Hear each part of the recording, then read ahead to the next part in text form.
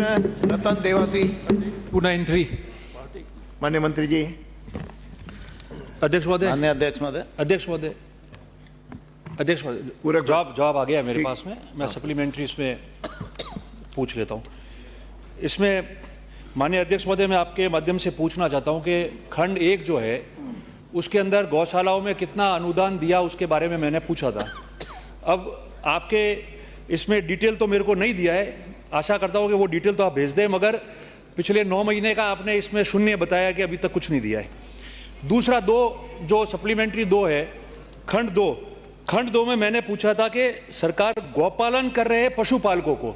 अब अध्यक्ष महोदय, इसमें जो जवाब आए खंड 2 और खंड 3 में वो बिल्कुल विपरीत आए जो मैंने पूछा है। मैंने पूछा था कि गौपालन कर रहे पशुपालक, मैंने ये नहीं पूछा कि गौपालन कर रहे गौशालाओं के बारे में। इन्होंने मुझे जो दिया है वो पशुपालकों को गायों में क्या क्या देते हैं उसके संबंध में इन्होंने बताया है, जो मेरे प्रश्न का उत्तर है ही नहीं।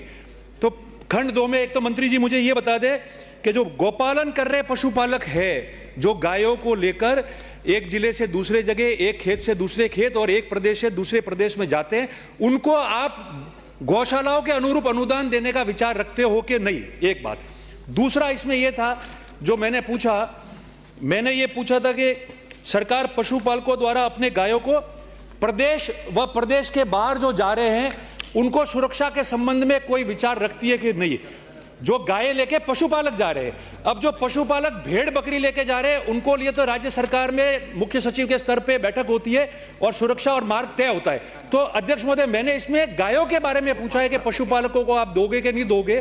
तो मुझे जो जवाब दिया आपके माध्यम से, अध्यक्ष महोदय नहीं, मैं आपके माध्यम से बताना चाहता हूं कि जवाब क्या दिया है। जवाब मेरे को दे दिया है जो गौवंश की आपने 95 और 2018 में 19 में अमेंडमेंट किया था उसके बारे में आपने मुझे दे दिया, जो सवाल के बिल्कुल विपरीत है। इसलिए दोनों इसके बारे में आप बताएं। हाँ, प्रश्न पूछा माननीय मंत्री जी। माननीय अध्यक्ष महोदय, पहला प्रश्न तो इनका ये है कि जो अनुदान दिया जा रहा है तो अभी वर्तमान जो वित्तीय वर्ष है उनका इनको जवाब नहीं मिला है।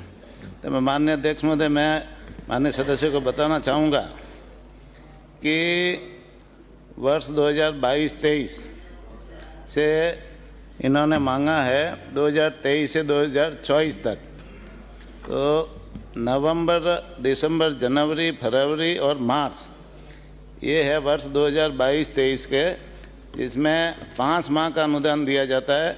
इसमें 2557 गौशालाओं का 11,75,073 गोवंश का कुल 596.53 करोड़ अनुदान दिया। इन्होंने खंड 2 और 3 के प्रश्न पूछे, 2 वाला तो आ गया, इनके बात संतुष्ट हैं। माननीय अध्यक्ष महोदय, इन्होंने 2 में पशुपालकों का अनुदान और तीसरे में जो है वो उनका सुरक्षा।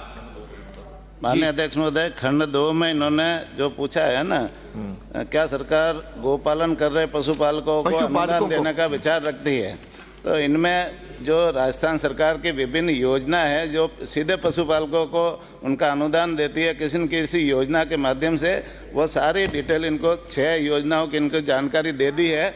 और अभी जैसे पशुपालकों को सीधा और कोई नई योजना हमारे कोई विचाराधीन नहीं है।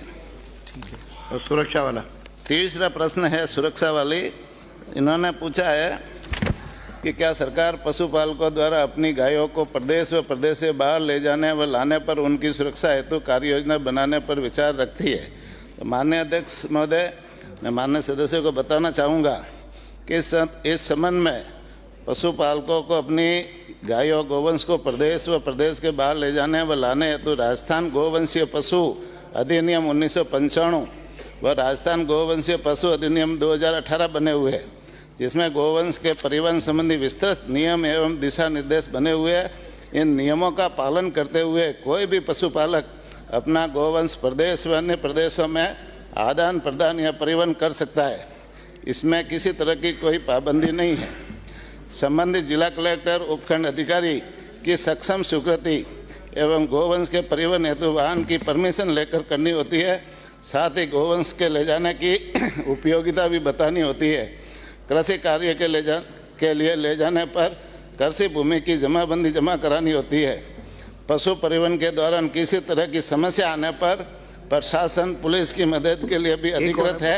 सूचना मिलते ही प्रशासन तत्काल मुहैया कराता, उत्तर तो जा रहा है, सुरक्षा आपको मुहैया दिया तो उसे कराता है। माननीय अध्यक्ष महोदय, मैं आपसे संरक्षण चाहते हुए निवेदन करता हूं कि मैंने केवल मात्र खंड, चलो 2 में भी मान लिया कि प्रस्तावित नहीं है तो हम उसके लिए आ जाएंगे, वापस पूछ लेंगे विधानसभा में, मगर खंड 3 में मैंने इतना ही पूछा है कि जो पशुपालक गाय लेके जा रहे हैं उनकी सुरक्षा के बारे में आपका जवाब जो आया और अभी भी बोला है, वो गौवंश का जो आपने अधिनियम बनाया वो केवल गाय जो कृषि या बछड़े या बैल जो आप कृषि कार्य के ले जाते हैं, मेले के उपयोग में ले जाते हैं या अन्य स्टेट में उसको बेचान में ले जाते हैं, उनके बारे में इन्होंने बताया है। मैंने पूर्व में ही निवेदन किया कि जिस तरीके से पशुपालकों के भेड़ और बकरी के लिए मुख्य सचिव की अध्यक्षता में बैठक होकर सुरक्षा निर्धारित की जाती है गृह विभाग के माध्यम से, उसी का मैं पूछ रहा हूं कि अगर नहीं है तो आप मुझे बता दो कि क्या सरकार इस पे प्रस्ताव रखेगी और बताएगी। नहीं, आपके लिए इजी हो जाएगा, आपका सवाल का जवाब ये नहीं था। माननीय अध्यक्ष महोदय, ये जो अधिनियम बने हुए इनकी कॉपी मैं इनको उपलब्ध करा दूंगा।